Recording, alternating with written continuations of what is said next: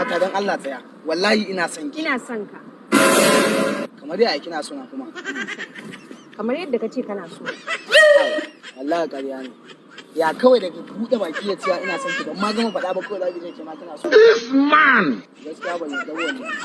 Ai ya kamata a ce na dan sha wahala kin gane a kanki na yi kuka na je na kwanta rashin lafiya in na kira ki ba ki ɗauka ki sa na blacklist giwaye amma kawai daga can na san ki ban gama faɗa ma kin ce kina so na. A ba ni ba ma hukaci wannan ina da hankali. Wallahi ni gaskiya ban yarda wallahi. Laifi ne ka ce kana so na ce ina son ka?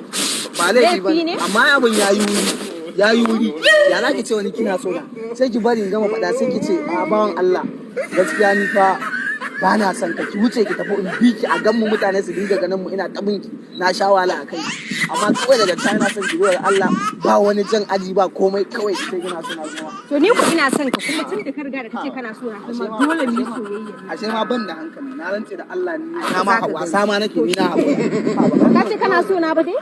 Mata suna da jan aji ake ta haka maza su da cewa ina son ki amma gama faɗa ba to ma hukunci ya zan ji na haƙura kawai. Mu je ina.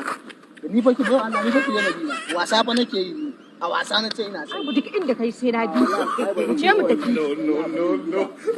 Ni mu dan mafiya ne mu jini nake sha